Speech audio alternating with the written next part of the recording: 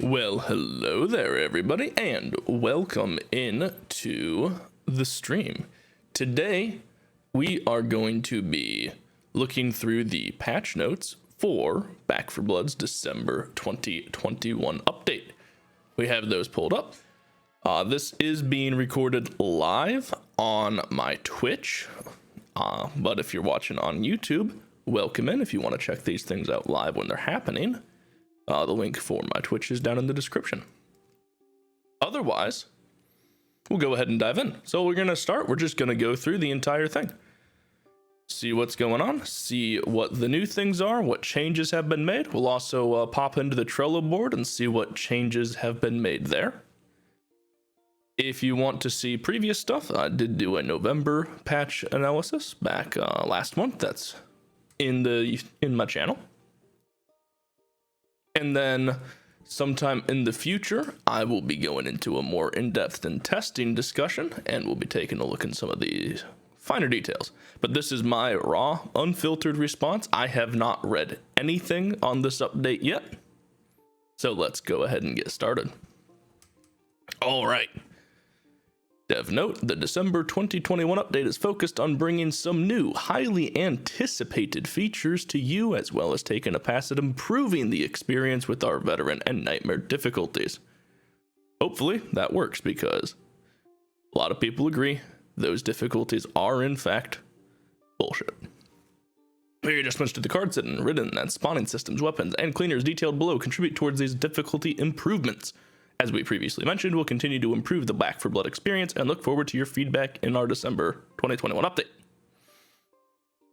A reminder that this goes live on Thursday, December 16th, 10 a.m. Pacific time. As some of you may know, a draft briefly went live yesterday, but they're ready now. Huge shout out to the community for helping us with the double text edits. All right. As of recording, that means this is going live tomorrow morning. So let's see. New features, offline campaign with progression. Hallelujah. No longer do we have to go into crossplay disabled lobbies to try to get a lobby without other people. Sometimes that's nice, sometimes it's not. I know I've been farming supply points, and yeah, really nice to be able to do that without people in the lobby. So that will be huge for making that go better. Let's see what else we got. Supply lines, roving merchants. Nice.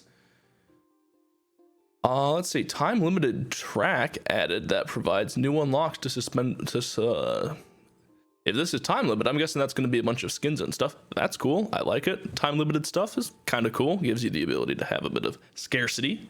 I like it. I like it. All right, and let's see.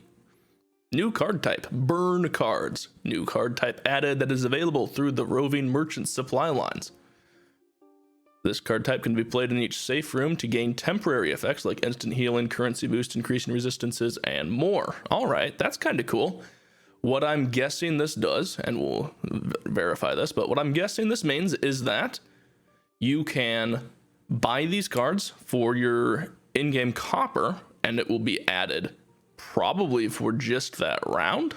I would expect it to be added for that mission, but gives you some bonuses. So that's cool. I like that. I like things that you can get more cards from. You know, the random card spawns in the map, super nice. It's cool that they're adding that to the traders. And let's see. Holiday decorations. Seasonal event. Holiday decorations added the Fort Hope and the firing range, and we've got some seasonal character skins. I like it. More stuff to unlock, more things to spend your supply points on. Huge fan of that. And then we've got some new cards. Belt clip increases the quick slot inventory by 1.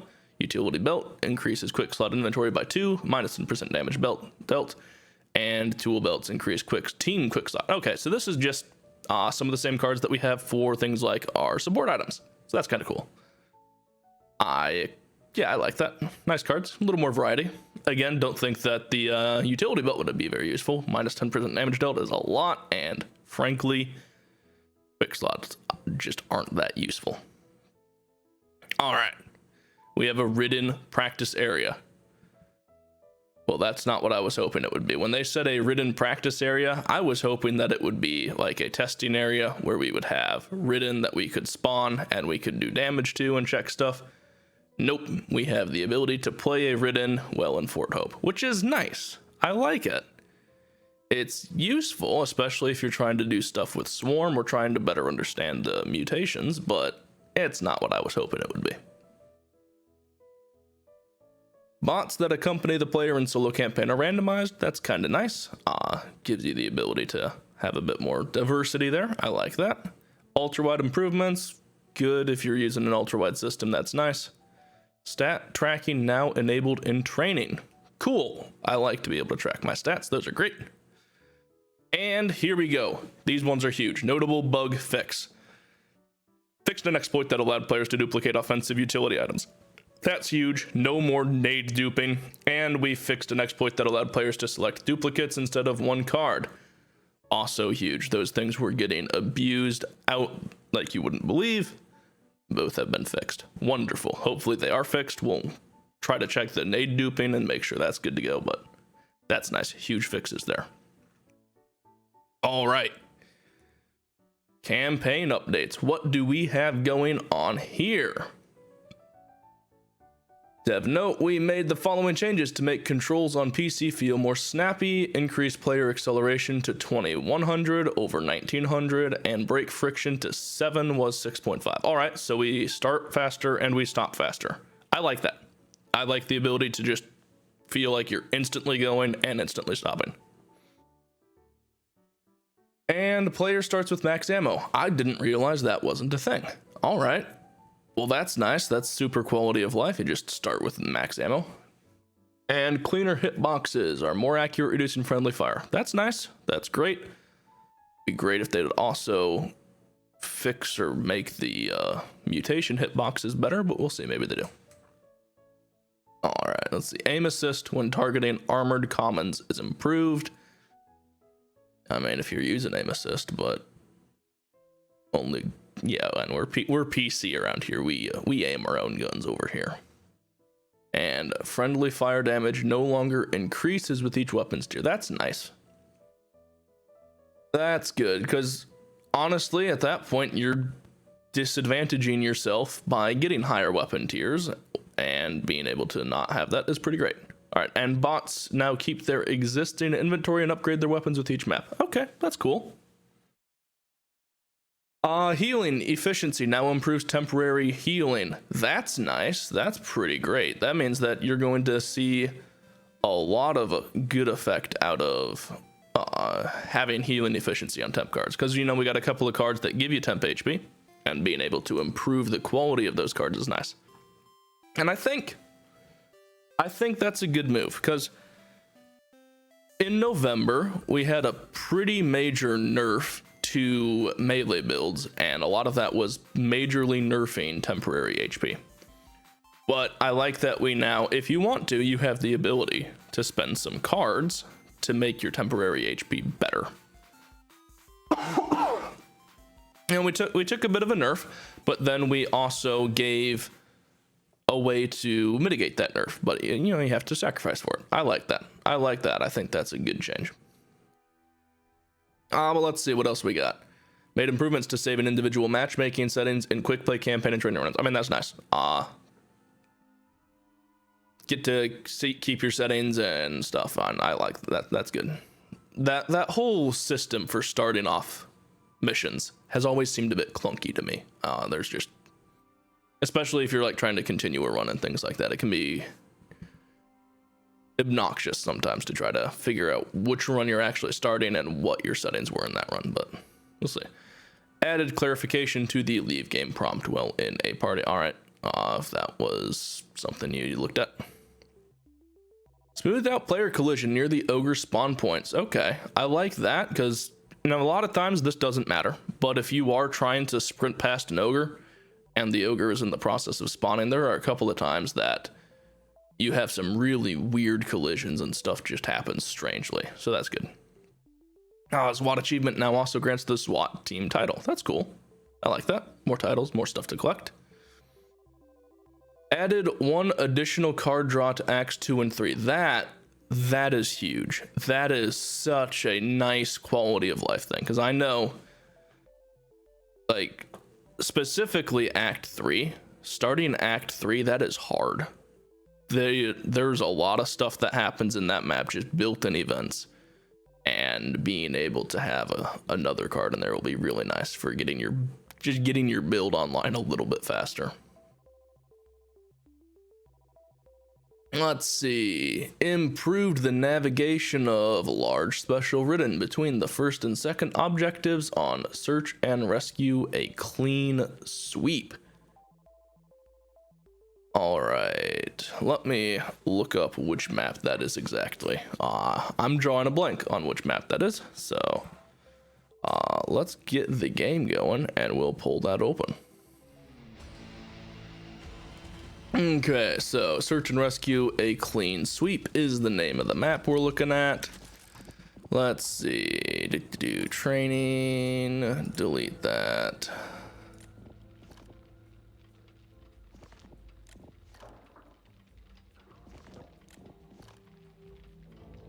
Clean sweep. Okay, first mission in there. All right, so that's gonna be when we're cleaning out the apartment. No, when we're cleaning out the liquor store. All right. Okay, that's the liquor store portion.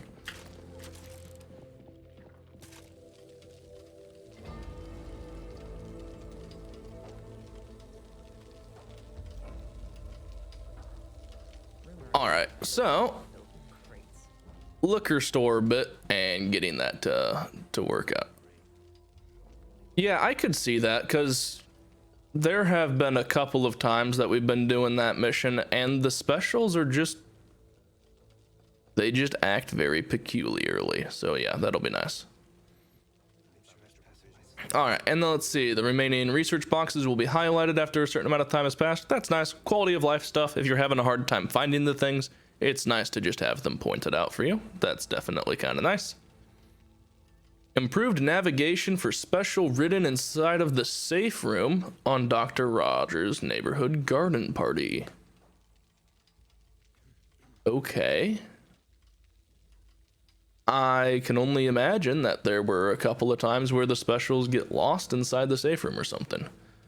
Kind of a weird one to make changes to. But all right. And let's see, made improvements to collision around the mortuary for ridden and cleaners on remnants, a friend in need.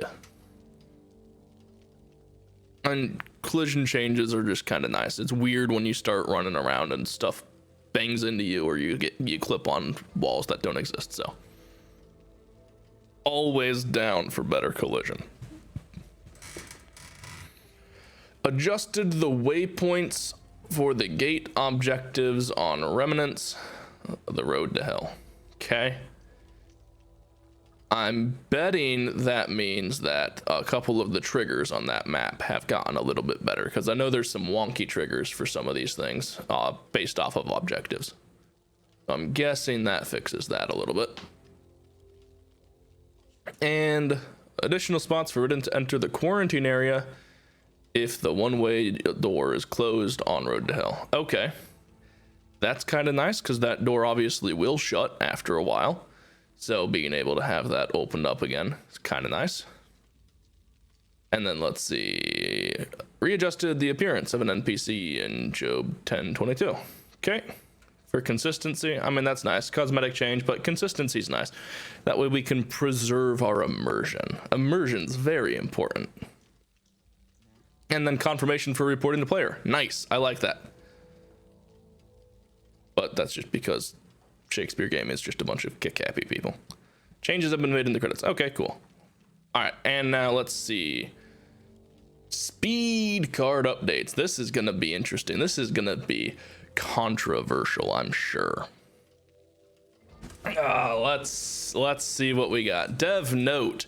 We noticed that the use of speedrunning decks was creating tension between players as a single player would utilize a speedrunning deck to separate from the rest of their team to rush ahead to finish the level. We made the following changes to bring speedrunning more in line with the viability of other strategies and builds. Alright, so speed got the hell nerfed out of it is what I'm reading right there. And I'll be honest, I am conflicted on this. And the reason I'm conflicted on it is because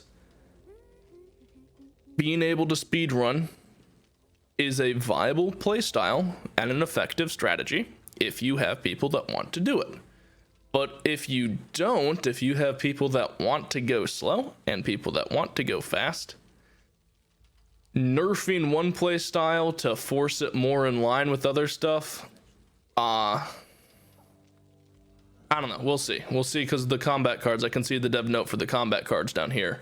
Received player feedback that players did not feel that slow and steady combat was as viable as other strategies, and balancing changes to speedrunning in general, refactored and buffing combat cards to make combat more viable. Like, I don't know. We'll have to see. We'll have to see how they shake out, because if one of your playstyles is overperforming, okay, maybe tweak it down. If one of your playstyles is underperforming, yeah, tweak it up. But if you have a fundamental disagreement in playstyles, I feel like nerfing one of them to force it in line with your other playstyle isn't the best way to go about it. But I don't know. It's a really complicated thing to balance. It's incredibly complicated.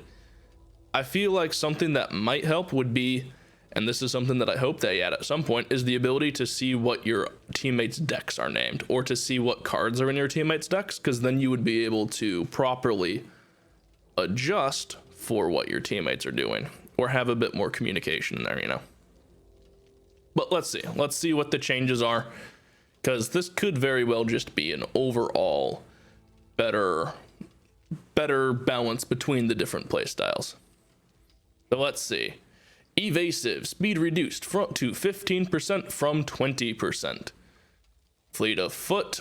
All right, so actually what we're gonna do here, I am gonna pull open the document that has all of the cards on it. So we'll be back with that. We'll look at these cards real time, and we'll make some, real time stuff. We're all about information around here. All right, and here we go. Now we have everything that we need. All right, so let's see. Evasive, speed reduced. So currently what we have is the current cards, because the update's not out just yet. So let's find evasive, and we'll just go through these piece by piece. So evasive action: when you take a hit for 10 or more damage, gain 20% move speed for 3. Now it's 15. All right, minor nerf to that. Still good. It still achieves the thing you want out of the card, which is if you take damage, you get to run away. So that's kind of nice. Fleet of foot. We are seeing a nerf from 10% move speed down to 8%, still with 5% damage resistance, so a little bit of a nerf to there. Mad dash, stamina efficiency is being reduced. Let's see, where's mad dash? Mad dash, 20% split sprint speed, 30% stamina efficiency reduced. Stamina efficiency reduced to 40%. That's a big nerf to that card. That is a goodly sized nerf. I like that it's the efficiency though, not the speed, that's getting nerfed on that one. That way you can still have bursts of speed to get out of a situation. Olympic sprinter. Let's see, element O. 30% sprint efficiency, 5% damage resistance. Damage resistance trade-off increased to 7%. Okay. So if you're not taking damage, if you're sprinting about, still good, but does make you have that bigger trade-off.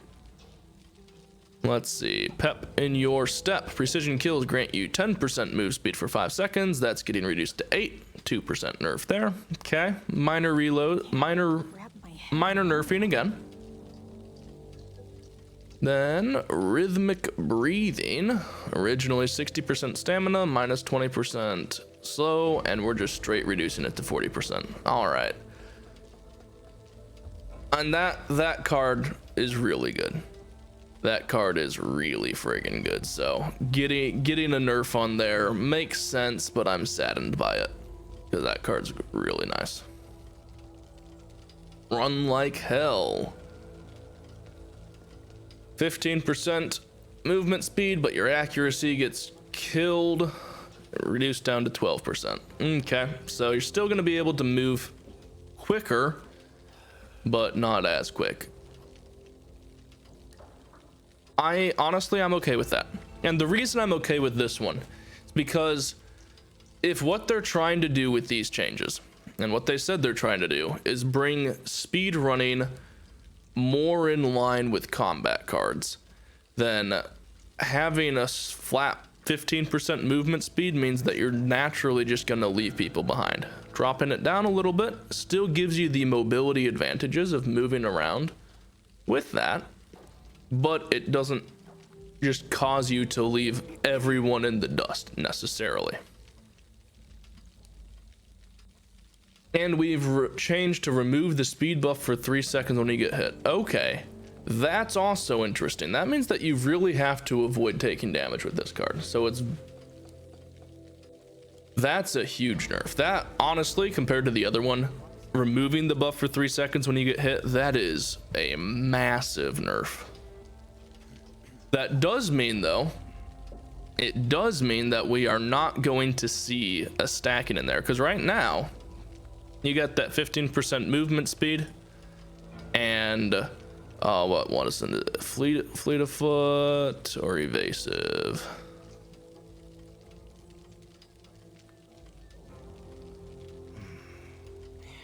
Evasive action. With evasive action, you get that 20% move speed bonus for 3 seconds. Well, now if you take damage, you still get, if you're running evasive action and you're running run like hell, you still get a buff. You just don't get stacked buffs. So running both becomes viable now. Like before, I wouldn't dream of running both, because if you're taking damage, you get slowed, but that gives them some nice synergies in there. And then we've got Speed Demon.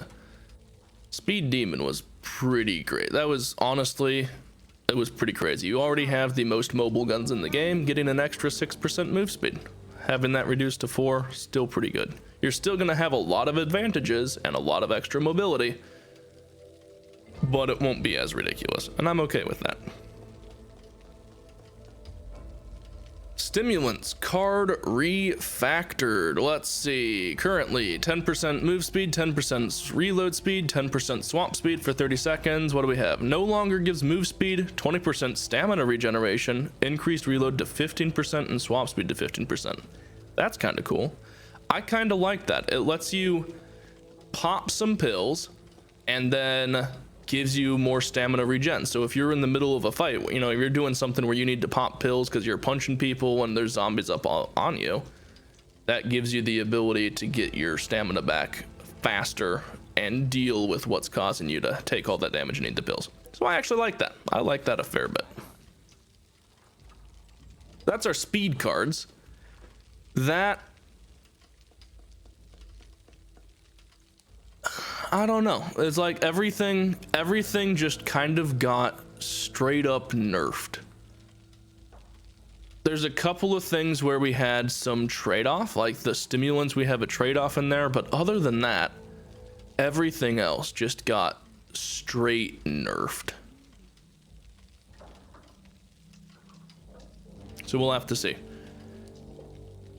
Because the worry that I have is, if on Nightmare speedrunning was the only viable strategy, well, you just nerfed that. And now what do you do? What are you gonna do? You're just gonna suffer more in Nightmare. And already there's a lot of people doing a lot of complaining about how hard Nightmare is, and I can understand that, because Nightmare is really fucking hard. But let's see what these combat card updates are, and see if that fixes, if that brings things more in line. And then we also have a dev note down here for healing cards. In addition to the combat card buffs, we made the changes, so just more changes down there. All right, so let's see what's happened to combat cards to see if that actually looks like it has promised to bring these, to bridge that gap between the slow push and the speed run. So what do we have here? Cold brew coffee, ADS speed 25%, weapon swap 25%, use speed 25%, reload speed 15%. Holy hell. Holy hell, that's a lot of stuff on a single card. What do we have on it so far? Cold brewed coffee, see.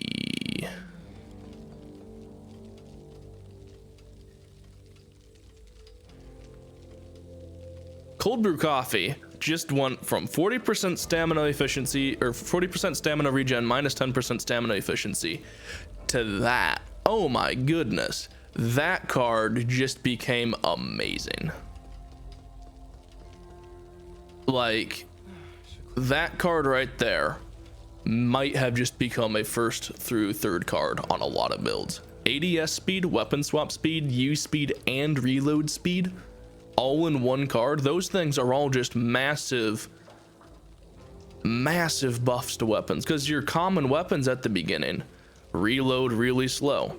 You can't get stuff open very quickly, so that gives just a lot of broad utility. This also means that even if you aren't running a utility build, you get a bit of use speed. If you're not running, you know, if you don't necessarily have a trash clearing primary, or you're using two weapons for a lot of stuff, gives you a little bit of weapon swap speed. So just a really nice card overall. It also means, you know, so like shotguns you want a lot of reload speed, but if you're not running shotguns but still want a bit of that reload speed, it's super convenient. Man, yeah, that card just got a massive buff. Like, the stamina regeneration's super nice, but I think this new version's a lot better. All right, and combat training. Combat training, 5% bullet pen, or 50% bullet pen, 5% damage. That's getting changed. All right, we're removing 50% bullet penetration, added +1 bullet stumble and +5 melee stumble. So that's a pretty big buff. Let's be real, bullet penetration is nice, but a lot of times if you're doing bullet pen, you're not necessarily going to be stacking it too much, or you're going to be using guns that already have good natural pen values. But staggering's super useful. If you don't know how stagger works, basically the short of it is every weapon, every enemy has a stagger HP pool, and when you damage them, every weapon deals a certain amount of stagger damage, and at the point where your stagger damage overcomes their stagger HP pool, then they're stunned and staggered for a little bit. I will be making a video going over that mechanic in detail some point in the future. Partially I've been waiting for this update to happen because there's a couple of health values that are probably going to get changed a little bit, but keep an eye out for that. I'll be making some detailed videos on the mechanics and interactions going on in here. Suffice to say, getting more bullet stumble, super useful. I like that a lot. I think that's way better than the bullet pen. All right, let's see. Energy drink, stamina reduced to 15%. Was 40%, yeah, so 40% stamina, 5% damage resistance. Removed the -5% damage resistance, added more weapon swap speed, move speed while firing, and slow resistance. Cool. Less stamina, which is fine, but you get a lot more weapon swap. So I really like these changes that they're making, because what I'm seeing overall through these changes is that they're not just buffing the combat, they're making all of these combat cards also more utility. Yeah, we're losing some stamina, but what we're really getting is weapon swap and move speed while firing with slow resistance, and we get a little bit of stamina on top of it. So we're taking a lot of cards, making them more combat viable, but by making more of these combat viable, we're giving a combat focused build the ability to actually move quickly through a map and be able to adjust and adapt to a faster playstyle. I really like these changes.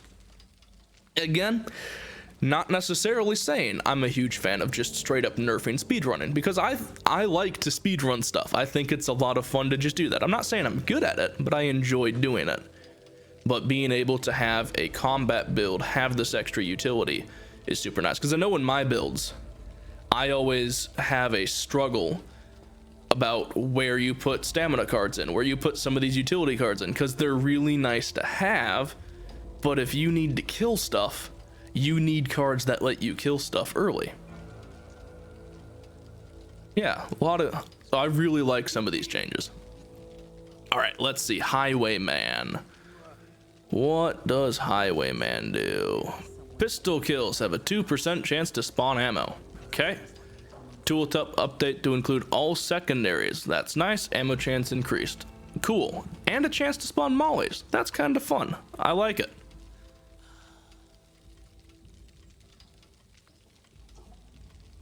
Dropping mollies is kind of fun because those are just, they're not the most amazing nades, but they're useful to have for just general clearing, holding an angle or something. But definitely having more chance to drop ammo is kind of nice. And definitely nice to have it be all secondary weapons. And okay, large chain caliber rounds, now 7.5 bullet damage. Bullet damage. Okay.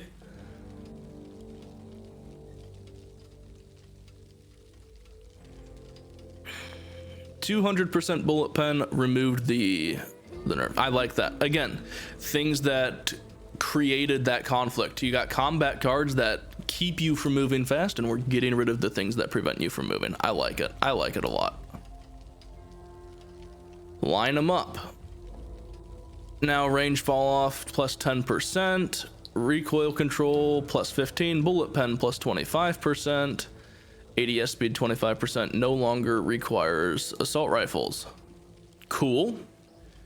So rather than 100% bullet pen with assault rifles, we just have passive bullet pen increase, but just 25%. But again, buff to ADS, buff to recoil, and increase the range of your weapons. All kind of cool stuff. I like that better, because I think what they've noticed is that nobody builds bullet penetration. It's just not worth it. Like having your bullets go through people is useful, but generally it's not as good as other stuff. You know, if you've got a rifle that's one shot in stuff on the first thing, unless it's one shot in them on the second, the second zombie back, it's just not super great. You're gonna need to use 2 bullets anyways. Or you use shotguns that have better pen values and don't count penetration for the first couple of meters. Marathon runner no longer disables sprint. That's really nice. Intent with this is to enable kiting. That is so nice. This way, if you've got somebody who's frontlining for you, they actually have a chance to kite a bit. Because let's be real, how many times are you out in front and you just can't get away, or you have to turn around and run to get away from something because you can't move quickly backwards, and then you just die? With that, you can actually back up while still firing at the thing that's in front of you. That's such a quality. I never understood why this disabled sprint. I can't imagine anybody would ever take this card because it disables sprint. Sprinting is just too damn useful. Unless you were running mean drunk, but I don't think melee builds need to have that much, necessarily have that much melee damage. I don't know. I haven't really played much melee since they got nerfed to hell. Alright. Mugga. Let's go Mugga. If you don't watch Viva literally, you really should. Good stuff. Muggery. Melee kills have a 2% chance to spawn ammo. Increased to 3% and has a chance to drop razor wire. What? I really like that. I really like that we've got this chance to drop some offensive items too. You got mollies, now we got razor wire. I like that. And minor buff. Super nice. Because let's be real, sometimes you do have ammo issues, and being able to just drop ammo without requiring a Hoffman is kind of nice. I like having some of these cards that let you not have to take specific people along. Because honestly, we've got all of these different cleaners we could be playing, but if you're forced into having some of them, it reduces the diversity of the game. As it is, the fact that you need to have a doc because you need the healing, it's just, you know, it's whatever. Although I guess you could run a healer build on not doc. It's just, you get a lot of nice stuff out of having doc on the team. Or like having mom. Do you need to have mom? Not necessarily, but it's really nice to have that extra life for everybody. Alright, Patient Hunter, reduced time per stack to 0.75 was 1. That's nice, just because again, you're living in aim down sights for so much, you're not getting a lot of benefit out of it, or you have to have cards that make you move faster and all kinds of stuff, but I like that. Up to 3 stacks, so instead of taking 3 seconds to get to our full value, we are taking 2.25, so a slight buff, but still a good sized buff. Power swap. Changing weapons within 0.75 seconds of reaching low ammo grants 20% damage for 5 seconds. Now can no longer be stacked, and we've increased the swap window. I like both of those things. Being able to stack something like that is definitely ripe for exploitation, but increasing that swap window is definitely nice. That way, if you're a little bit slow on your fingers, you can make that change. I like that. Things that require super fast inputs on stuff like that, not necessarily the greatest in the world, but I like that. I like that change. Power reload. Power reload window increased to 1 second. Again, quality of life thing. If you're not super fast on your fingers, makes it a little bit nicer to have that happen. Silver bullets.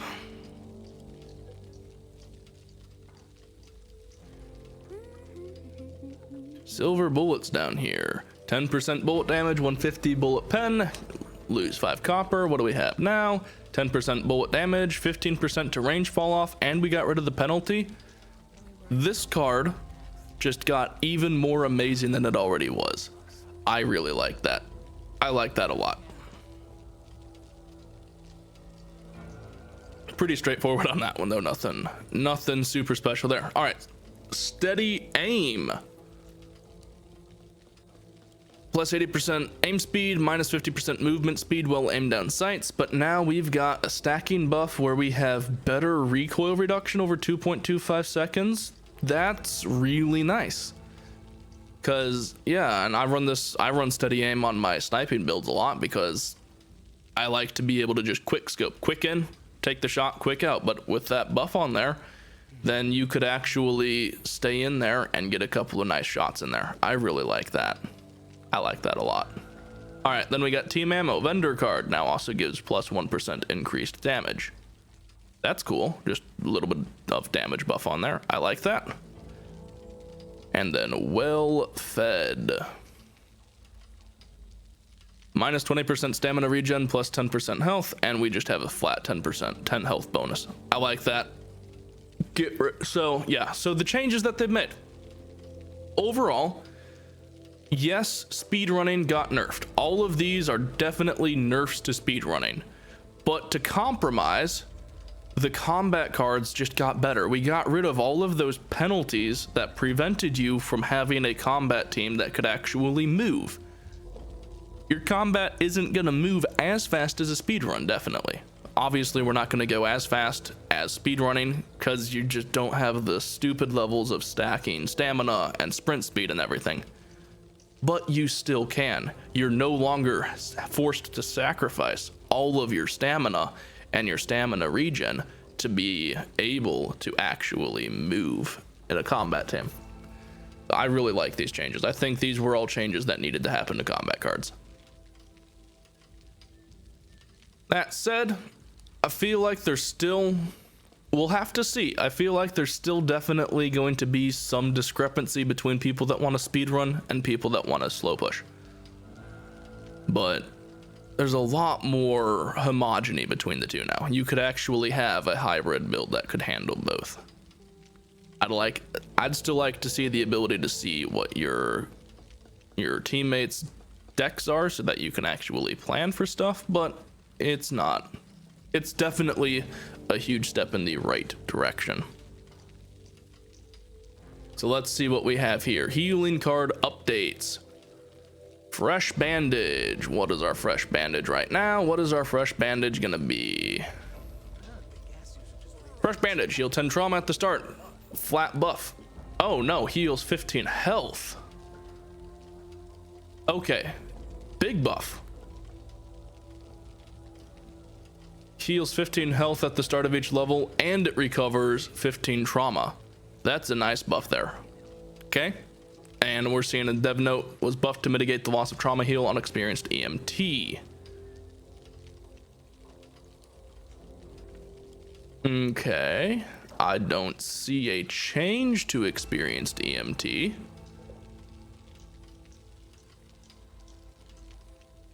Okay. I bet what we're going to see is that on experienced EMT, here we go. The cards share the wealth, box of bags, surplus pouch, experienced EMT, safe from recovery. No longer apply their effects an additional time after a team wipe. And I bet what we're going to see, here we go. Yeah. Experienced EMT no longer heals trauma. Due to a bug fix where this card was applying its effect more often than intended, this ended up healing trauma which was not intended. Buffed other cards to mitigate the change, as well as adding a free first aid cabinet to recharge Nightmare. I like that. I like that a lot because you get punished so hard in Nightmare if you take trauma damage. And yeah, definitely being able to have that bit to get rid of it is nice. Otherwise you get forced into taking certain cards. And yeah, you're gonna need certain cards because they're good cards to deal with stuff, but that definitely helps a bit. All right, so now that we have that note that we're no longer healing trauma with experienced EMT, these changes make a lot more sense. So we're getting some trauma heal on fresh bandage at the start of each level, 15. That's big. That is a lot of trauma HP to recover. And we're healing 15 to heal. Group therapy, heal increased to 8 from 5. So that's just when you use a medical accessory, all your teammates heal, so that's just kind of nice to have. Life insurance reduced to 1, was at 2. Let's find that card real quick. 2 extra life, lose 50 copper at the start of each level. And now we have life reduced to 1, now reduces team in-cap trauma by 15%, and we no longer lose copper. That's nice. Get rid of the negative. 50 copper might not seem like a lot, but on those first couple of missions, that's a huge amount of copper to lose. And we reduce team in-cap trauma. That's nice. Because if you go down, you lose so much HP to trauma damage, and that helping it out, I like that a lot. Need of the many. Minus 20% team health for an extra life, and we've reduced that to 10%. That's good. Honestly, losing 20% of your HP is so much HP to lose. At 10%, that gives you the ability to take a couple of cards that increase your health and decrease how bad that card can be. And extra team life, pretty nice to have. Pep Talk. 150 revive speed, minus 5% damage resistance. Now we got 3 flat damage resistance from all sources while reviving, and grants 10 HP to the revived target. That's kind of cool. You're still having increased damage resistance, but when you're reviving, you just take less damage. I like that a lot. It means that you could actually be able to revive in the middle of a swarm and not just instantly die from it. So that's not too bad.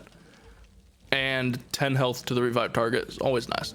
More HP when you're getting somebody up, because again, if you're getting somebody up in the middle of a fight, you want them up fast, but it's no good to get them up if they just go down immediately, and 10 HP definitely helps there.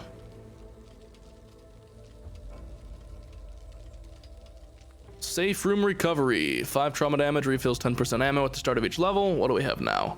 15 health and trauma recovery up to 7. That's a huge buff. That's just a massive buff all the way across. Get 15 health, and that trauma recovery is really nice to have there.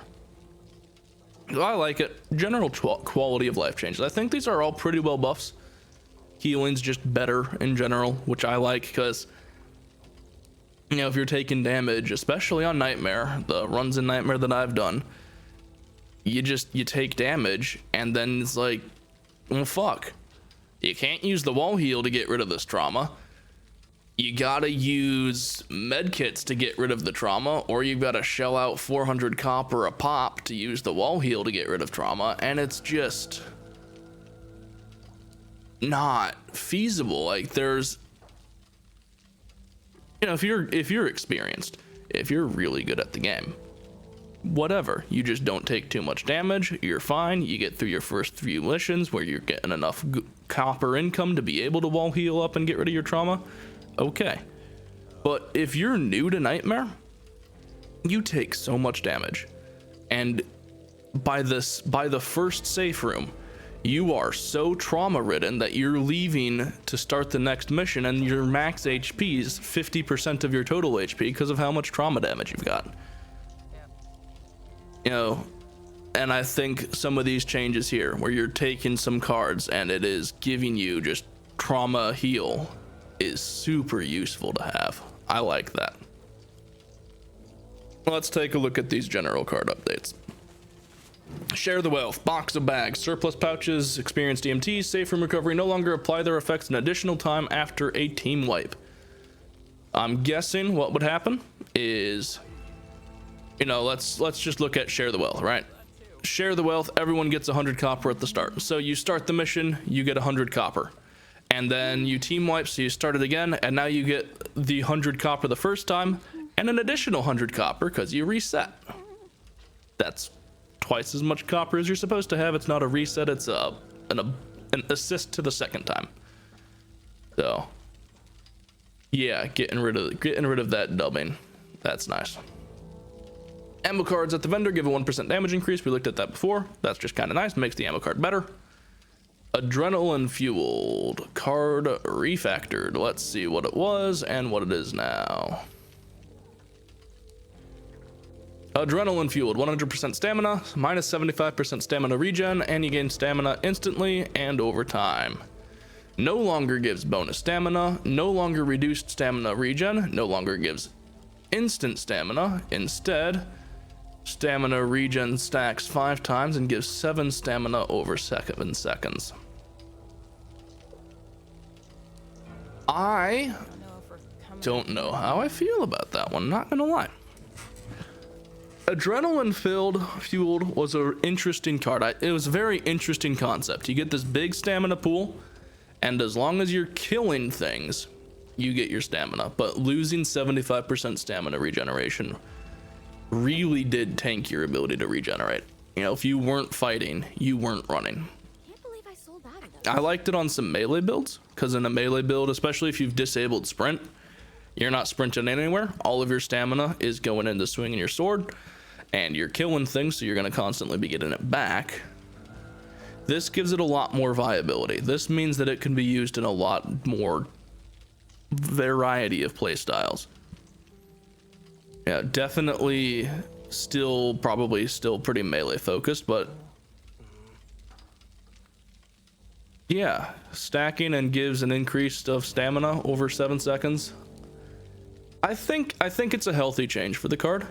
I think losing pretty much all of your ability to regenerate stamina was a lot, and the 100% stamina increase was super cool. It was super nice to have, but unless you're stacking up for something where you're constantly getting kills, you know, you can't sprint with that build. You just don't have the stamina regeneration to recover from it. But with the change now, I could see it fitting into a few more builds. It's an interesting card now. It's something you can play around instead of just, well, goodbye all of my stamina regeneration.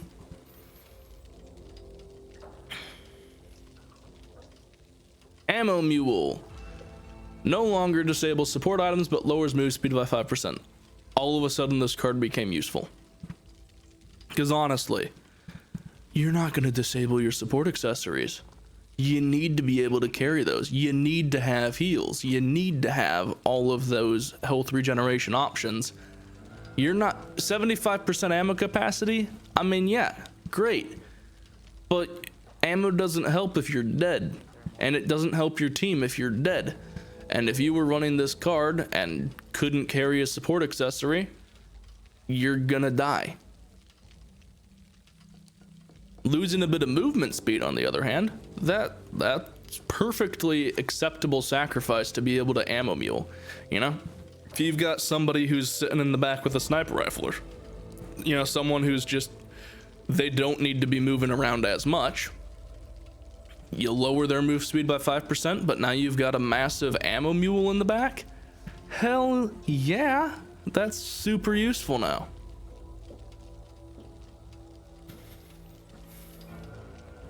Bounty Hunter. What do we got for Bounty Hunter? When you kill a mutation, gain 10 copper up to 300, and update the team text to mention contributing team kills. So now, I'm guessing what this means is that if you or your teammates kill a mutation, you gain up a 10 copper.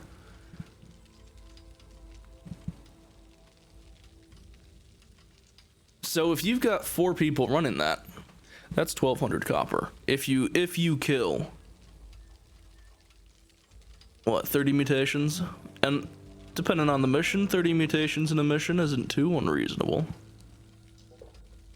We'll have to do some math on that. We'll have to math it out and see how all these different copper cards compare to each other. See what makes the most sense. Because there's certain breakpoints for all of these things where, depending on how you're playing, you may want to take some of these cards.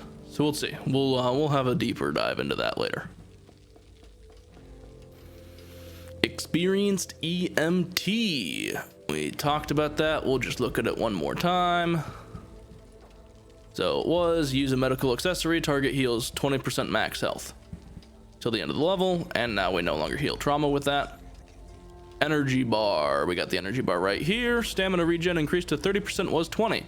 I like that. More stamina regeneration, super nice. It doesn't have the same sprint everywhere factor that just straight up more stamina does, but it does mean that you can get that 5 health, which is kind of nice to have, and it promotes bursts of movement. You know, if you're in a fight and you got a tall boy sprinting at you and you just need to move, you make sure that your stamina bar is always going to be full. I like that.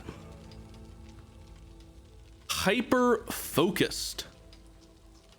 Hyper focused. What do we have here? Originally 50% weak spot damage, minus 75% ADS move speed. What do we got now?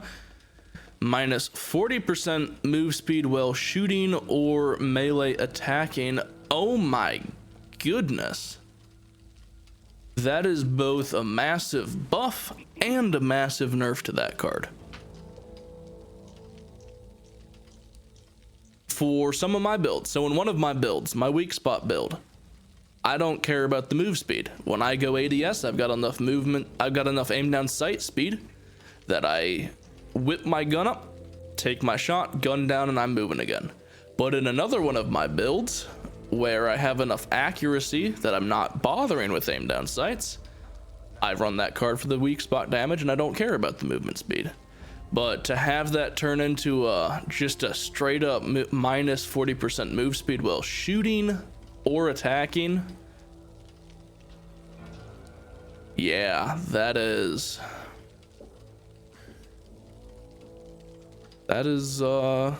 unfortunate. I feel like what this does is for your more conventional uses of it. If you're going weak spot damage where you're sniping at stuff, it's a buff.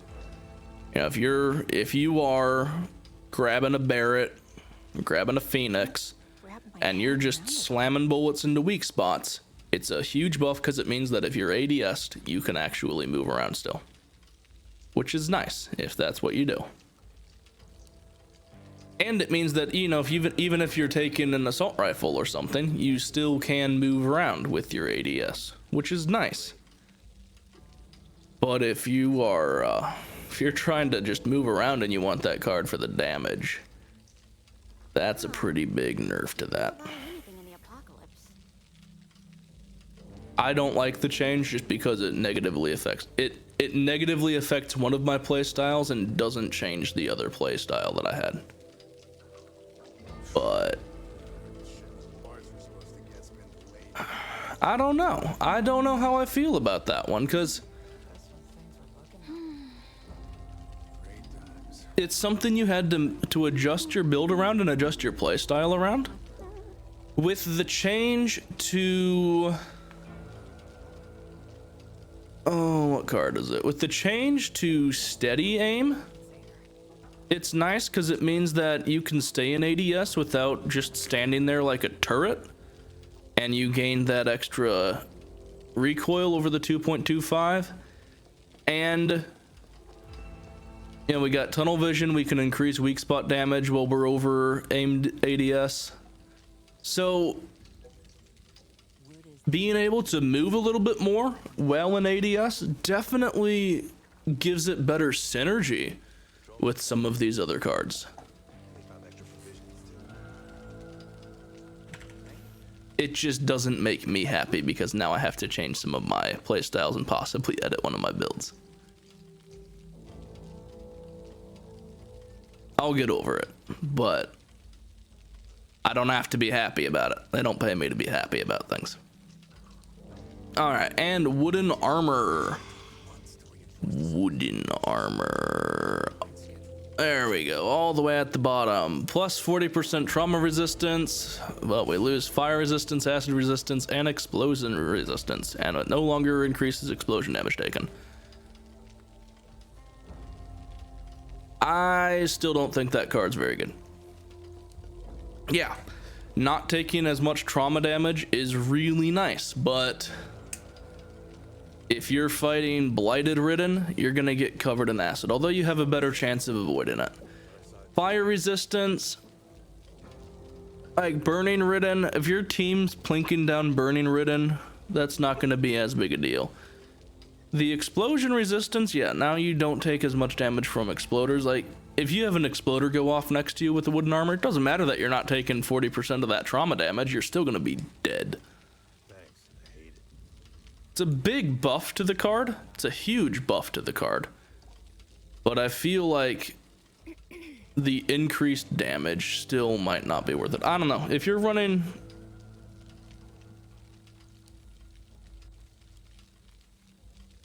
I guess I'm thinking about it from a melee perspective. If you're on a melee build, it could be alright. You're going to take a bunch of fire and acid damage because you're running melee, and things will get up on you and dump their juices on you, but you'll have the temp HP, and the trauma resistance will mean that you don't lose as much of your HP pool while you're taking that damage.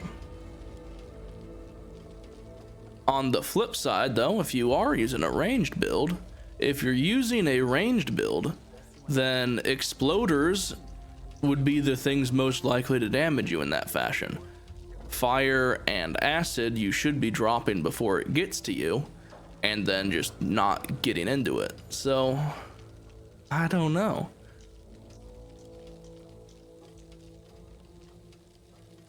I don't know how I feel about that one, but all right.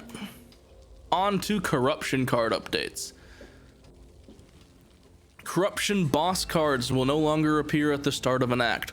Thank fucking goodness. Hallelujah. Dev note, these cards were causing a difficulty spike in all difficulties. We want players to have more time to prepare for bosses. Yeah, it's almost like trying to kill a boss with a bunch of common weapons is really fucking hard. Imagine that. That's just such a quality of life thing. Like, you know, how many times do you start a run? It's like, oh, we got a boss. we just lose because we don't have enough damage to actually kill the boss. You know, there were a couple of times that we were running and hag spawned right at the door. Well, we just can't kill the hag. You try to kite it as much as you can, and either you die to all the commons or it grabs somebody, and you just can't kill the thing to get the person out, and you're just down a member right from the get-go. So I like that. I very much like that change. A hag will no longer spawn with the fog corruption card. I like that because, yeah, you get that stack in with boss objectives. That's just nasty, especially when the hag spawns on top of the boss. I've had an entire team get wiped because we had to fight a breaker and a hag at the same time, or an ogre and a hag at the same time. It's just not a great time. Wow. And the maximum density reduced. Oh my goodness. Oh my goodness. That is so nice. Because holy hell, was it hard to see sometimes. Like, unbearably hard to see sometimes. So I am here for that increase, or that density reduction. And then breakers removed from all difficulties of search and rescue bookworms. I don't necessarily understand why they did that. I'll be honest, I don't get that one too much. Bookworms. Let's take a look and see exactly which one that is, because that might tell us more specifically. Search and rescue bookworms. Let's see. Yeah, I know. All right, what is that? Act 1 bookworms.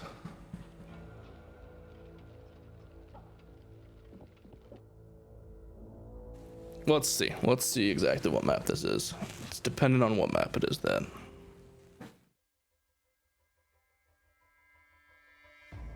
Yeah, this is where we're cleaning out the apartment complex. Sure. Who wouldn't be in for a day of near-death experiences and endless terror?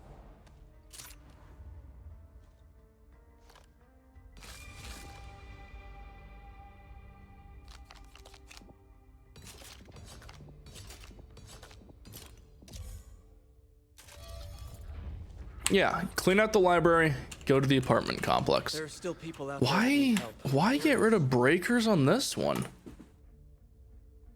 And I guess I could see it being the case where if a breaker spawns, you just sprint through the entire thing and then you're just, you know, dodging everything. I could see that happening. But it seems like a weird one to get rid of. Unless trying to fight a breaker inside of the apartment complex is just absolutely impossible. That could be. It could be that there's certain spawn points that it was just too difficult to try to deal with. But let's see. Balance updates. All right, let's get this full screen again. Balance updates. All guns set to have the same aim assist snap length duration.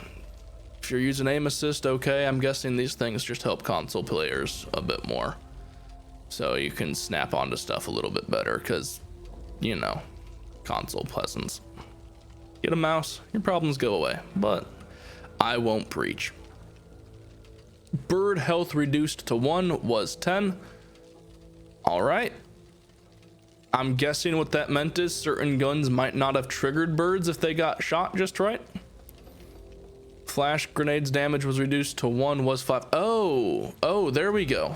Self-explanatory. If the bird's health is 10 and you checked a flashbang into it, that's not going to set the birds off. But if it's at 1 and the birds are at 1, then it gets set off. There we go. M16 damage increased to 16 was 14. All right.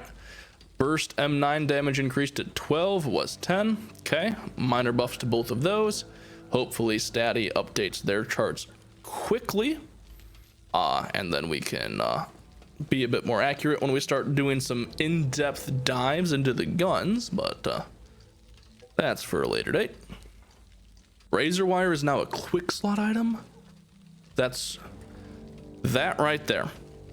might just be the best change of this patch. I'm being facetious, but it just might be the best change of the entire patch. Now we have a useful item to hold in the quick slots. All of a sudden, everything that I said about needing, or about quick slots being useless, is now fully retracted. You can have a stun gun, which is great. You can have your defib, which is fantastic, and you can have razor wire now. There's actually a reason to upgrade the quick slots now. Before, when it was just an increased chance to dub, and yeah, it made your defibs better, but when that was it, that's just kind of meh. Now though, increase the damage of the razor wire, increase the chance to dub the razor wire, and you're increasing the chance your defibs are better. It's all of a sudden, it is totally worth it to increase your quick slots and get your quick slot upgrades now. This also means that you don't have somebody who is not carrying a nade. Because honestly, there are so many times where it's like, it'd be great to have some razor wire, but what good does the razor wire do if it means that you then just die to some bruisers or some tall boys? But now you got the ability to have 4 nades, and you can have somebody carrying some razor wire. You got a couple of people with stun guns, some defibs, and razor wire. That's so nice.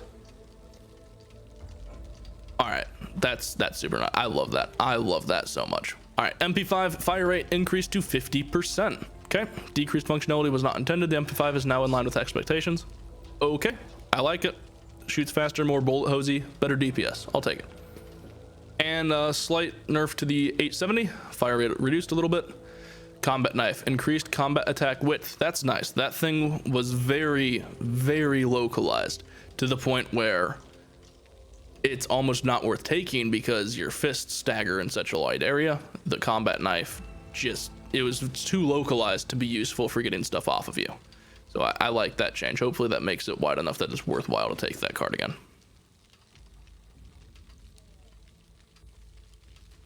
And then let's see, lightweight stock, blue attachment, move speed buff reduced. Okay. And the purple attachment reduced. Slight nerfs there. I'm okay with that. Again, just I don't know. I don't know. Reducing the speed's okay. If those ones were if those were overperforming, everyone was just taking lightweight stocks. All right. Nightmare and the shooting range in Fort Hope now multiply base friendly fire damage by 2 times. Oh my goodness. Check your fire on Nightmare. Holy hell, that is a massive, massive multiplier for friendly fire damage. All right, and here we go. Balance update difficulty specific. Decrease the disparity between the various difficulties so there's not as much of a jump from recruit to veteran to nightmare. I like that because my goodness, those jumps were hard.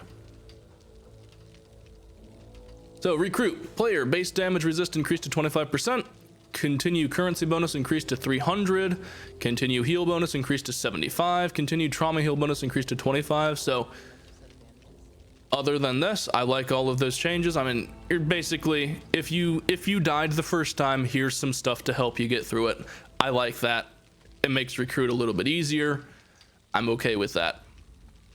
But it makes it easier only if you screw up the first time, which I like.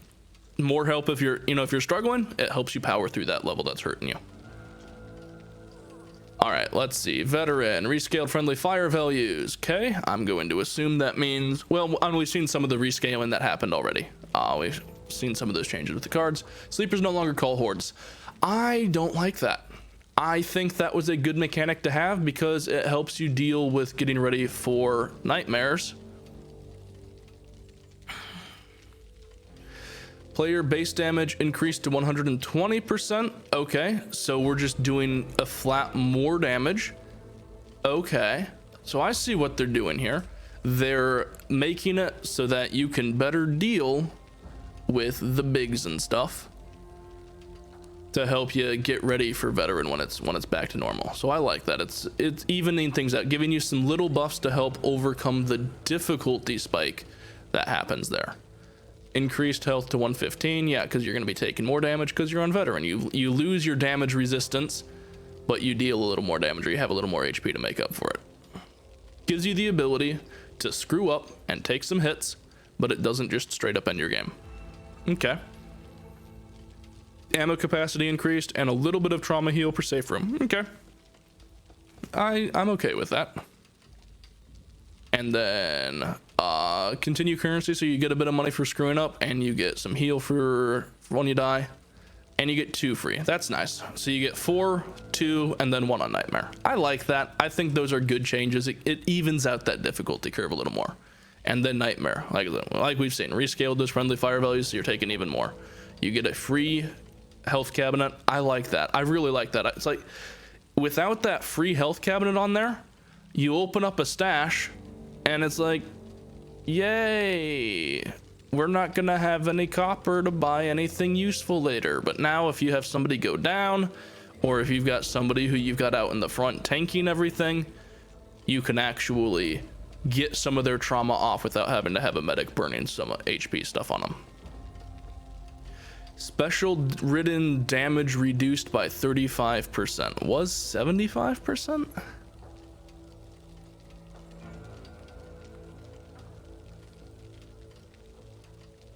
Special ridden damage reduced by 35%.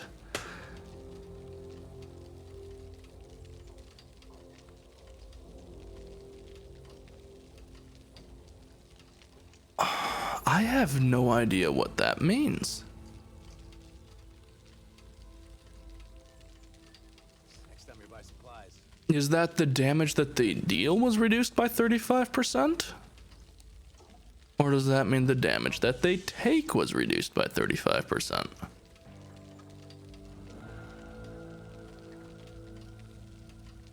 I'm guessing this means they're going to deal less damage, and the common are going to deal less damage. That's what I'm guessing that is. But I'll be honest, I'm not entirely sure. Can I borrow your knife? Thanks. I'll repay you.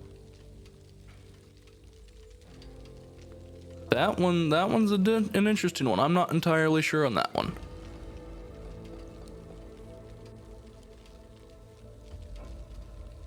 Alright, and then we got Nightmare extra trauma from in-cap reduced to 5. Okay. That's good, because again, you go down and you lose all of your HP. So I'm glad that was reduced a bit.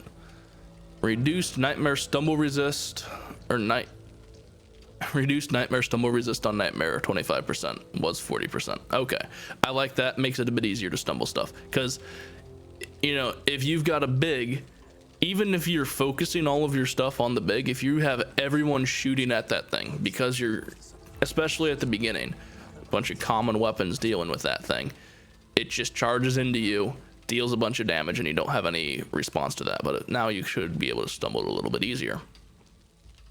And we reduced the special health buff. Okay, I like that.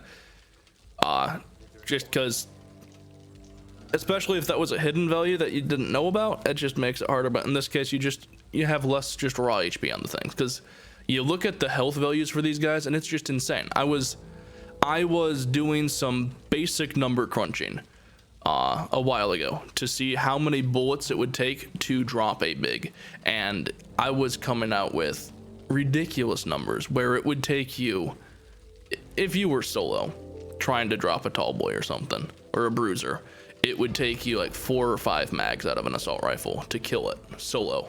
And that's just too much. You know, that means that you and all of your teammates have to all burn an entire magazine into this guy, and it still won't be dead.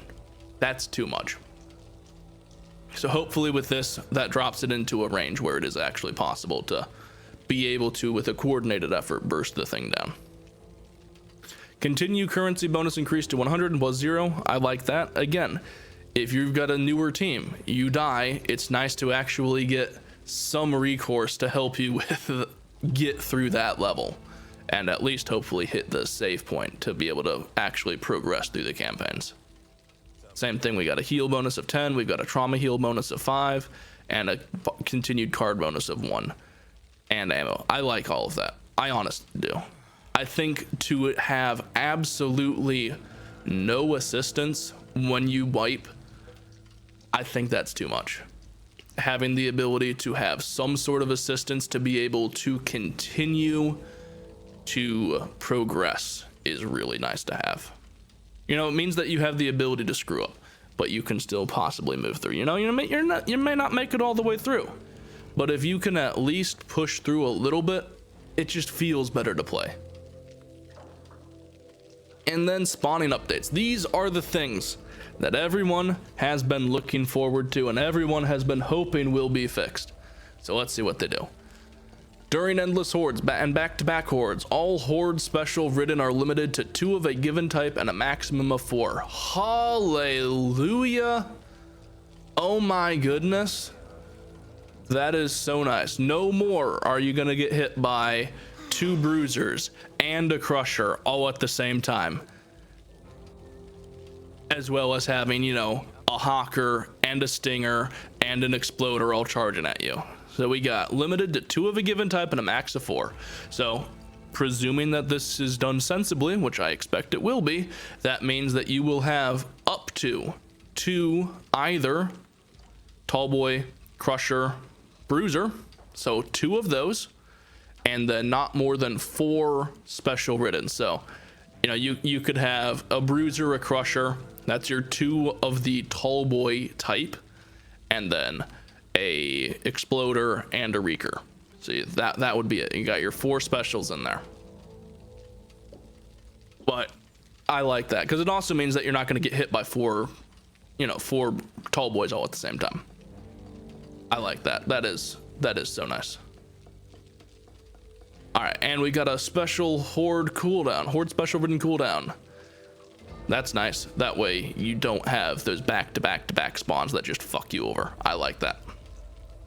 Timed hordes made to have a longer minimum resume time of 60 seconds with the exception of custom events. That's so nice, because there have been so many times, you know, you're playing, you get a horde, and then you finish dealing with the horde, and then there's another horde that's spawning on the back of it, so you're forced into this situation where you're either pushing through hordes to get through your objectives, or you're just locked up into a room for an agonizingly long time dealing with horde after horde after horde. So I like that. Roaming special ridden now have a max count of 4. It was 6. Okay, that's nice, because I could see this happening as well, where you have already spawned in the map, you've got some roaming specials, and then you trigger an event, so now you've got the roaming specials and you have horde spawning specials, and next thing you know you're 8 tall boys deep, and now that can't happen as much. Now you'll still have a lot. So let's see, we got an increased roaming special minimum distance spawn to 30 meters and special ridden minimum spawn distance to 10 meters. Okay, so increase these distances, so that probably helps deal with the situation where you would have a horde spawn and a bunch of horde spawn specials stacking on top of a bunch of roaming and wandering special riddens. So that's nice. I like that. And we've got some ridden updates. Blighted ridden no longer deal instant explosion damage. Oh my goodness. Killing a blighted ridden and just immediately taking damage was one of the most feels bad things in this entire game. And now to be able to kill one, you know, if it's up in your face, to be able to kill it and not just see your HP melt away, that's so nice. Like, and it also makes diversity. You got the volatile ridden, those explode, you take damage, but you expect it, it's exploding in your face. Acid thing breaks in your face, okay, don't stand in the acid. So now you actually have some diversity in there. It's not just, oh, anything that gets close to me that dies, I'm now taking a bunch of damage. I like it. I like it a lot.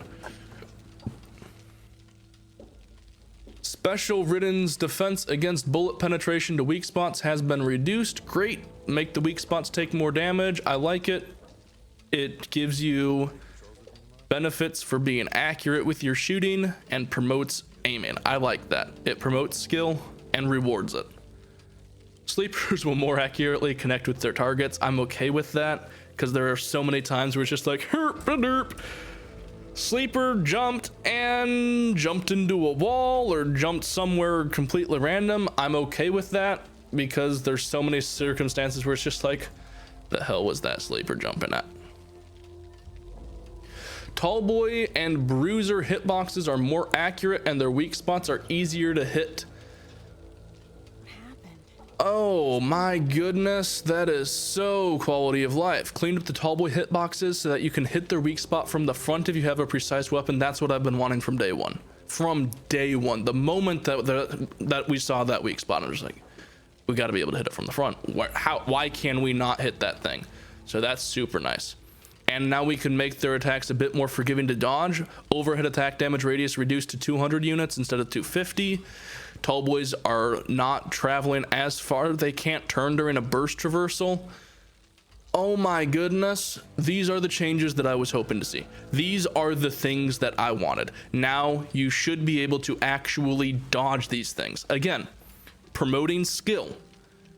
Play around it correctly. And now you can actually dodge. You can't.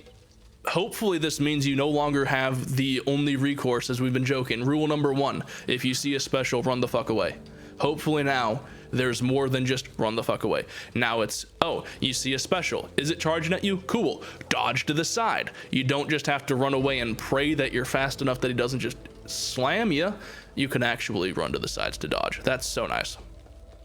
And again, Crusher, squeeze attach distance for squeeze attack reduced. Gives the ability to get around that and dodge that as well.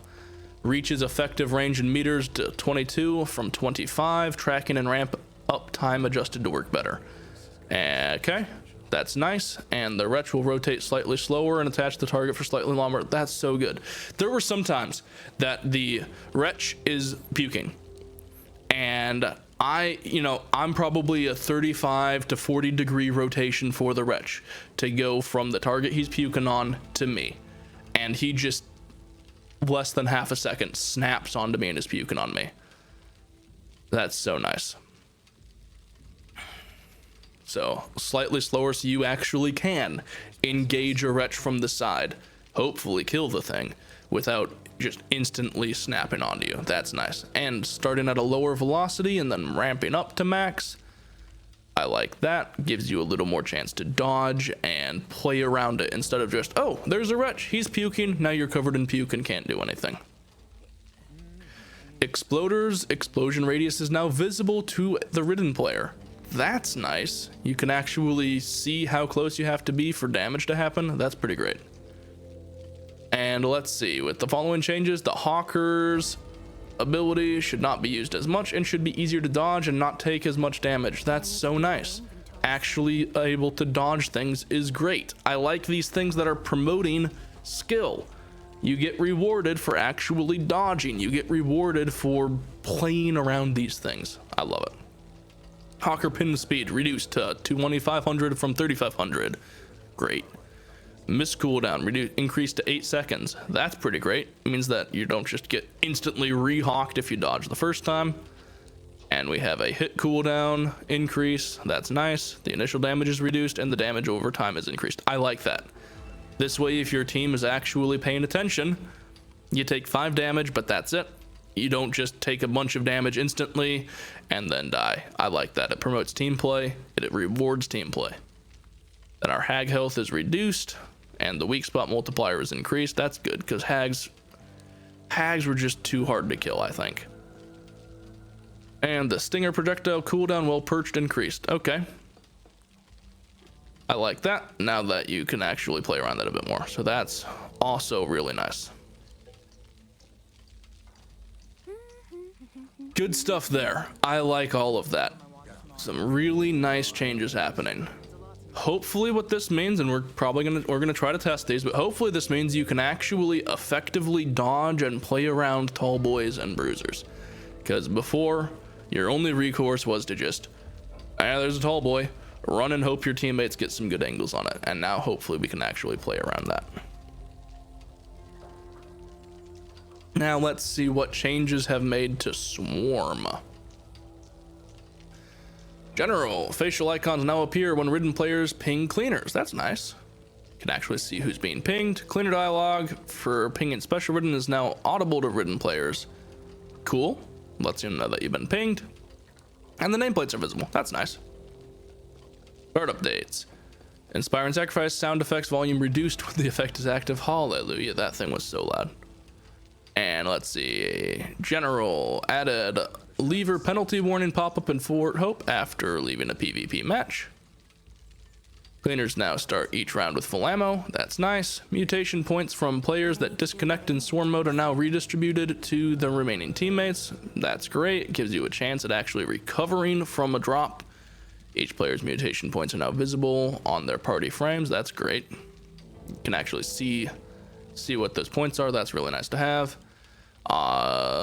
Pin duration reduced back to 7 seconds. Okay, just general patch change there. And the pin damage reduced to 5. Okay, so same changes here that happened up to the AI. Controller updates. Aim assisted strength sliders, whatever. We don't use that around here. UI UX updates. Let's see. Cleaners being pursued by a hag will now see a corresponding screen effect to show it. Cool. Information. I like it. More information as you're playing the game is great. You can easily duplicate decks. Wonderful. The ability to copy a deck and edit it. Love that.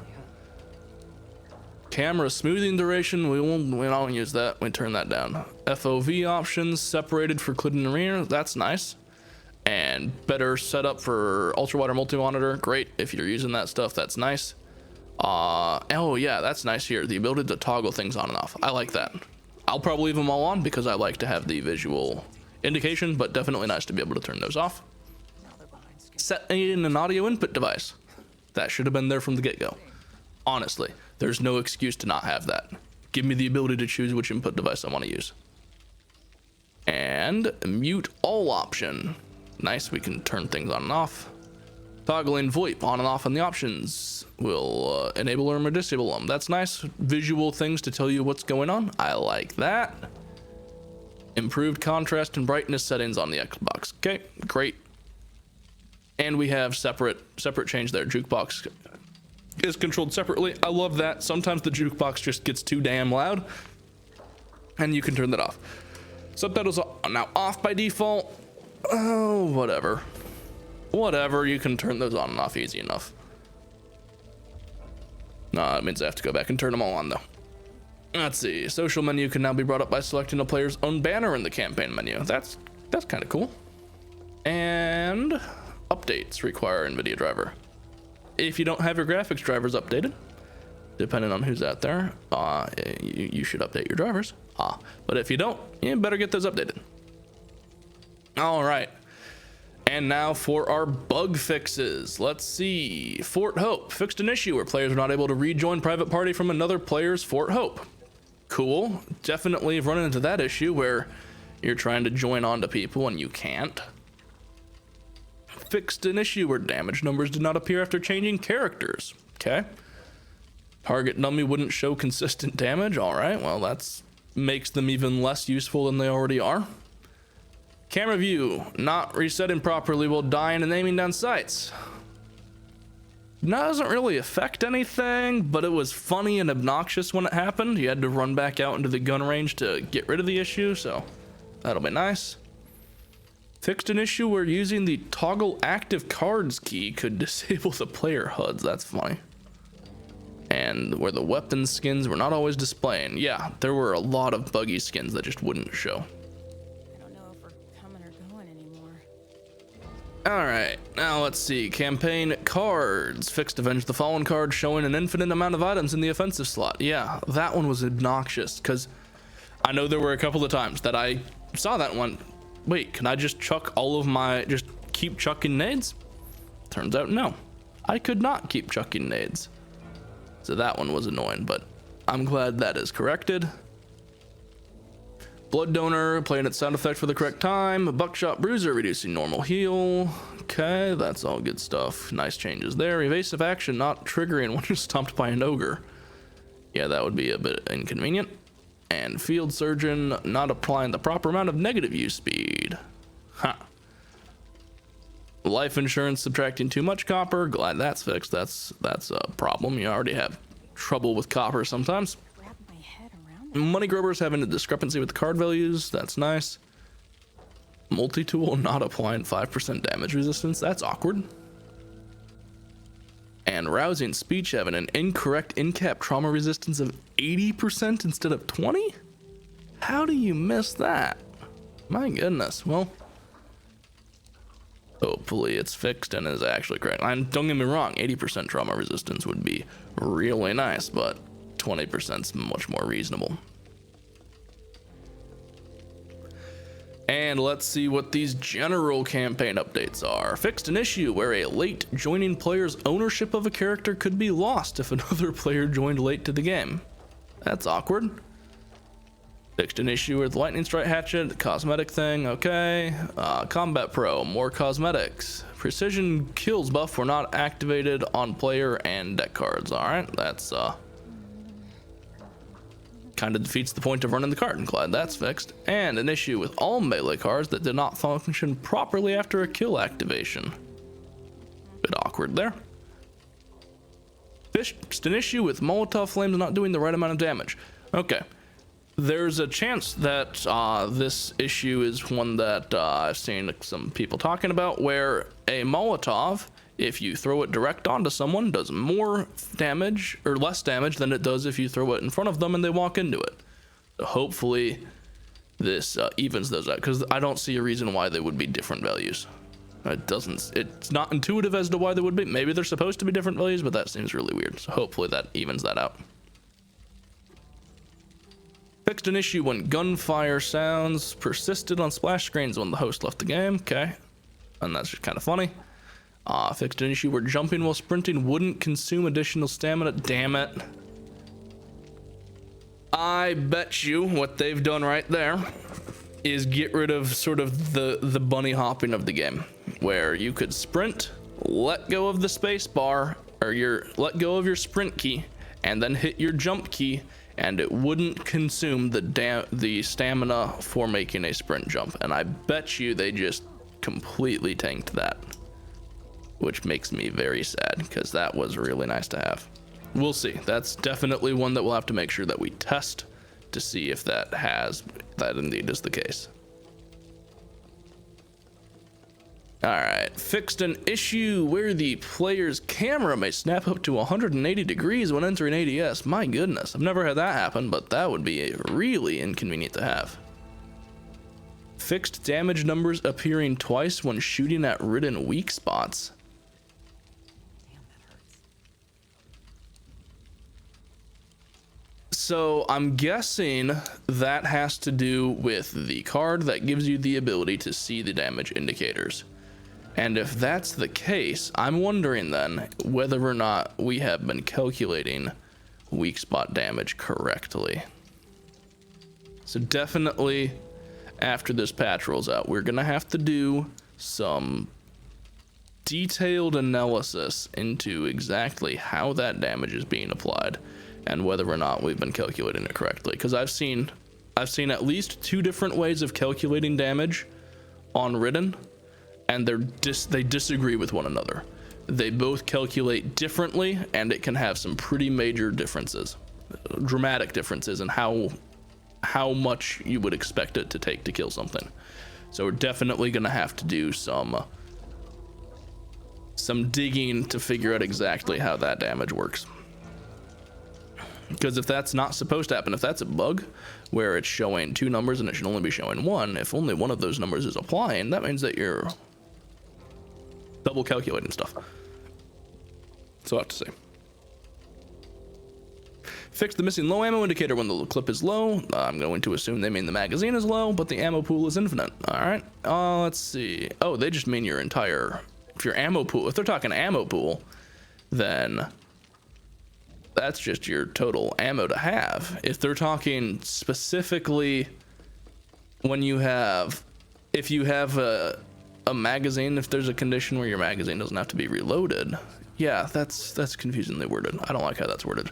What I'm presuming this means is that if you're running close to bullets, you know, you have a total of 40 bullets left for a particular, you know, you have 40 assault rifle ammunition left, but then you get an infinite ammo pool, and then yeah, your low ammo indicator would go away.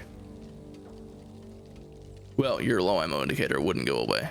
Yeah, okay, I see what's happening here.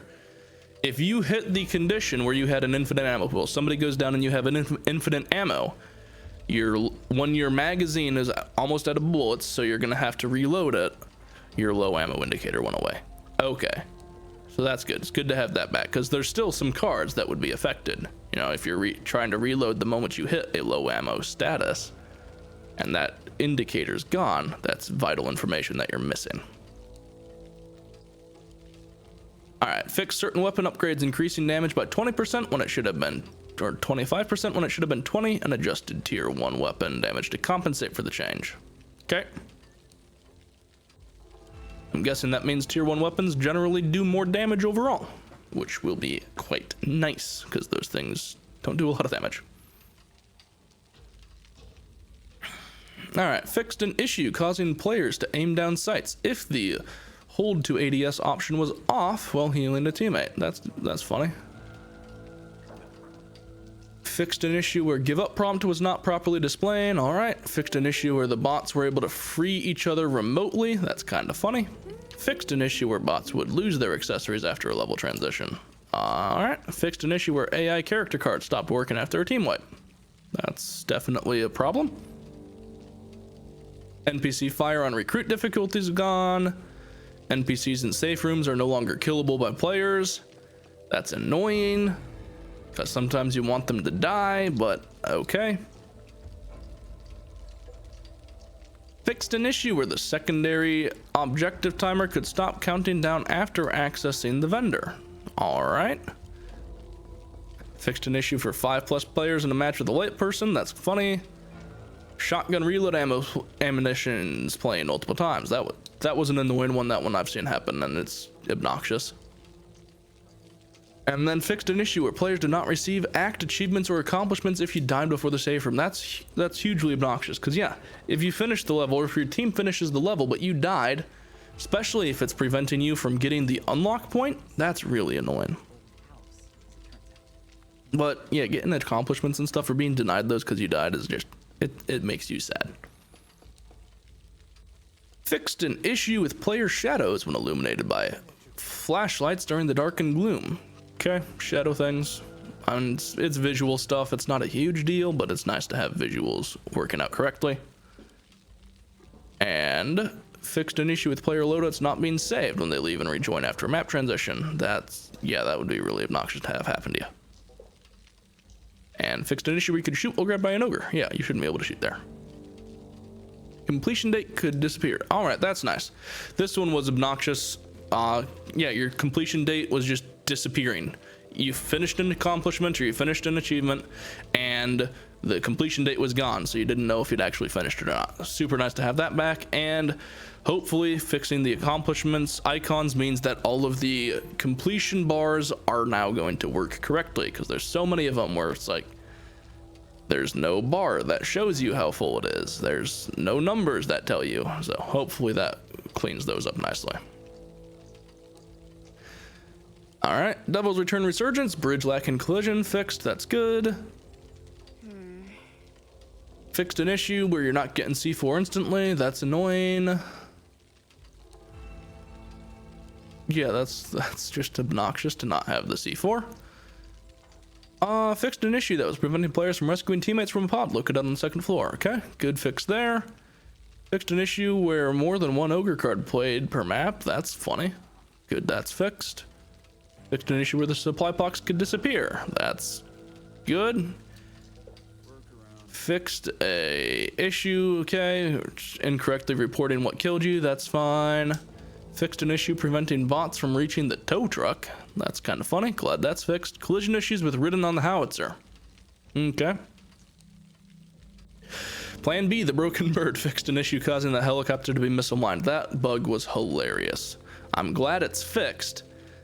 Didn't really affect gameplay, but my goodness, was it hilarious to be hooking stuff to a helicopter that was 80 yards away from you. Fixed outlines for NPCs remaining on screen after the player was an appropriate distance away from the safe room. Okay, and doesn't really affect too much, but it's visual buggies. All right, and fixed an issue that caused the game coach to repeat after delivering the battery to the gate. All right. Fixed an issue causing the ogre to become stuck and unresponsive. Huh, I've never seen that one. But yeah, that's nice. Fixed a crash that could occur when the player quit to Fort Hope. Getting rid of crashes is always good. Huh. Apparently Bot Holly didn't get a deck on making the grade. That's kind of funny. And where you could lose the battery dropped in certain areas. Anytime you can lose a key objective by dropping it is a bad time. Alright, let's see. Fixed an issue where the hag played the wrong animation when affected by a flash grenade. That's a good fix. Ferocious Stalker's not healing while dealing damage. Yeah, and if they're supposed to heal, they're supposed to heal. Stinger Death Sound's not always playing. That's a good fix. Anytime you're losing information's a bad time. Hawker sound effects still be heard after its death. That's also a bad thing because that's misinformation. Bots to continue moving while impaled by pinned by the Hawker's impale. Yeah, man, they shouldn't be able to do that. Can now only hear Blighted Ridden when the Blighted card is activated. Causing Ridden corpses to be missing half their body on death. That's kind of funny. Fire effects not displaying on hag. And it's good that they're displaying now because, again, visual information. Information is important. Alright, Swarm PvP. Fixed an issue where Ridden spawn visuals effects did not appear. Good fix there. Tall Boys tier 3 utility upgrade to reset properly. Alright, good fixes there. Playable Reekers and their variants could be stuck inside collision while charging. Alright, that's kind of funny. Anytime you're getting stuck. There's quite a few spots in the game where you can get stuck inside of geometry. And yeah, that needs to be fixed. All right, let's see. Colorblind setting corrections, good. Always a huge fan of better accessibility inside of games, because games should be for everyone. And let's see. Now we can replay the tutorial. That's good. It displays ultra wide fixes. That's fine. Resolutions, those are good. Supply line selections, that's fine. Contrast, yeah, all good stuff on the UI.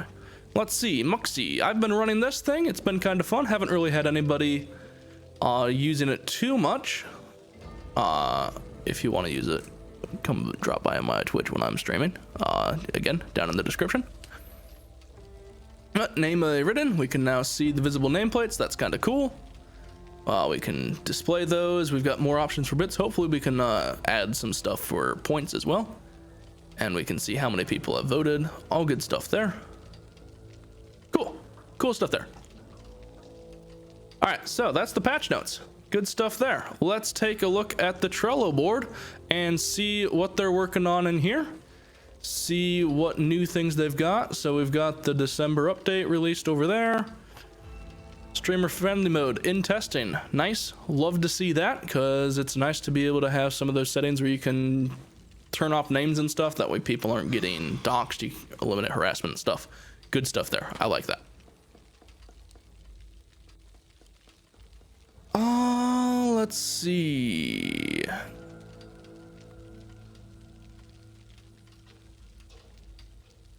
Haven't released the ability to kick people yet. That's active, so they're working on that. Matchmaking stability, ability to stay together, card to remove attachments, more difficulties. So hopefully, I'm guessing new difficulty is probably going to be something harder than Nightmare at this point.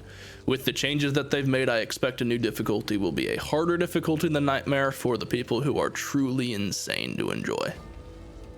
Vote to kick. Glad that's active. That'll be really nice because if somebody's griefing you, team killing or something, it's nice to be able to kick them. Fix for dropping. Ping on intel folder, doesn't say card here, that's good. Spawn issues, hopefully those get fixed. All right, and let's see.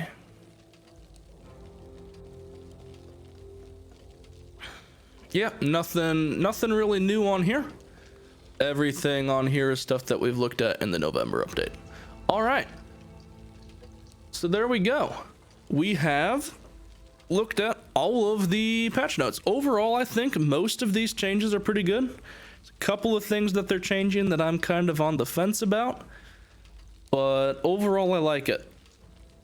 I feel like the buffs to the combat cards are really nice because they mean you're no longer forced into playing slow. If you're going combat, you have the ability to have more of that utility and a good compromise in there. That'll be really nice. But yeah, I look forward to seeing it.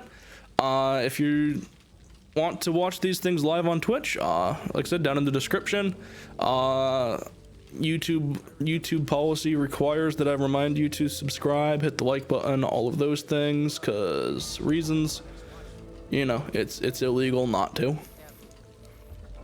And yeah, keep an eye out. At some point we'll be testing out these different interactions. Again, we'll probably be doing that live, but we might do it offline and put a video up here.